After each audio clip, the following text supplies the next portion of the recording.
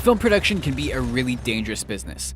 As we discussed in our video about 10 incredibly hard to shoot movie scenes, getting the perfect action shot can sometimes mean pulling off very risky stunts that have the potential to go disastrously wrong. Fortunately, most productions have plenty of precautions and safeguards in place, which means that on-set deaths are very rare. But there are still some famous cases of actors who died while filming, and others who died before they could finish their current projects. Here are Screen Rant's 10 actors who died during a movie's production.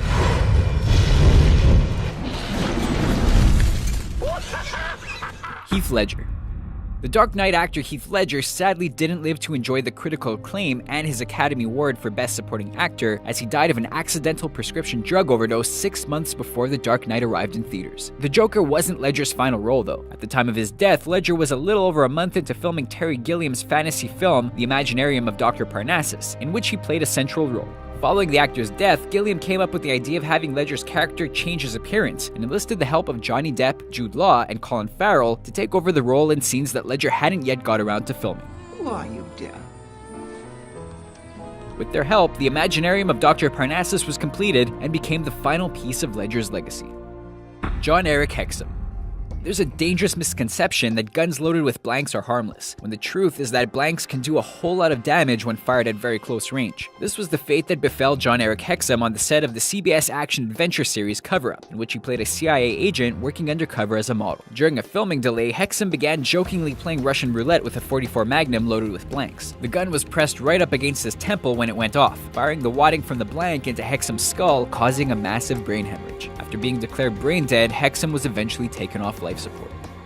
Brandon Lee.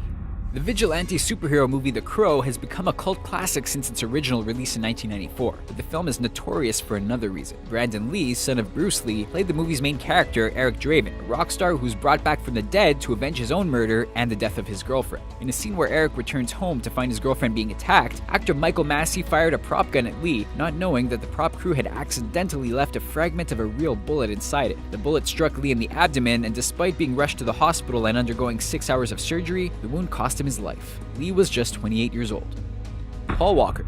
Paul Walker was a mainstay of the Fast and Furious franchise from the very beginning, and his appearances in the movie spanned over a decade, from his first appearance in The Fast and the Furious to his final portrayal of Brian O'Connor in Furious 7. 2 months into production on Furious 7, Walker was killed when the driver of the Porsche he was traveling in crashed the car into a lamppost and 2 trees at high speed. Following the accident, Universal put production on hold to give the cast and crew time to grieve, and to give director James Wan time to figure out how to rework the film. Furious 7 was eventually completed using Paul Walker's brothers, Caleb and Cody, as stand-ins for his character, with a combination of camera trickery and CGI used to complete Brian's story. Vic Morrow. Like Brandon Lee and John Eric Hexum, actor Vic Morrow's death was a result of an accident on set, which is easily one of the most horrifying tales in the film industry. Morrow was filming Time Out, a segment of Twilight Zone the movie, in which a racist gets a taste of his own medicine when he's cast back in time and assumes the ethnicities of those he was prejudiced against. During a scene in which Morrow's character finds himself in the Vietnam War, a helicopter hovering overhead was damaged by a nearby pyrotechnic explosion and crashed, decapitating Morrow and killing 2 child actors he was carrying. Several people involved in the production, including director John Landis, were put on trial for involuntary manslaughter, but were ultimately acquitted. Oliver Reed. Ridley Scott's historical epic Gladiator won a handful of awards in 2001, including the award for Best Visual Effects. Among the visual effects used in the film were early CGI techniques that completed actor Oliver Reed's scenes as Antonius Proximo, the gladiator trainer who becomes a mentor to Maximus Decimus Meridius.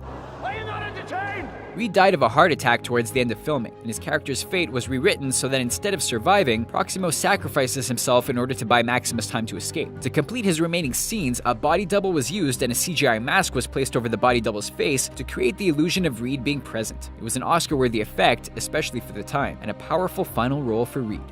That is enough. John Ritter.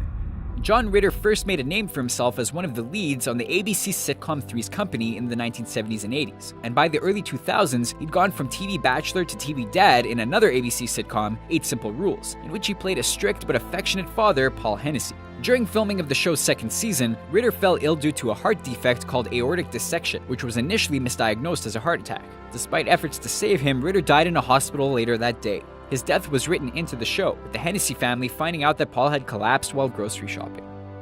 Bela Lugosi. Bela Lugosi starred in some of the most famous horror movies ever made, including Dracula, White Zombie, and The Black Cat, but he died while filming one of the most infamously terrible movies ever made, Ed Wood's Plan 9 from Outer Space. Well, actually that's not completely accurate. Lugosi had been filming various random scenes with Wood for other movie projects. In order to complete the scenes, Wood hired his wife's chiropractor, who had no acting experience and didn't even look like Lugosi, to stand in for the famous actor by holding a cape over his face. It's a bit of a far cry from the technical wizardry that made the completion of Furious 7 possible, but it's also one of many quirks that makes Plan 9 from Outer Space so memorable. Marilyn Monroe. One of the most iconic movie stars of all time, Marilyn Monroe is known for her roles in classic comedy films like Gentlemen Prefer Blondes, Some Like It Hot, and The 7-Year Itch. Monroe's final film was a romantic comedy called Something's Got to Give, from which she was fired after 1 month of production, then later rehired with a change of director. Before filming with Monroe could resume, the actress died of a barbiturate overdose. Something's Got to Give was never completed, though the footage was later pieced together for a documentary called Marilyn, Something's Got to Give. Philip Seymour Hoffman.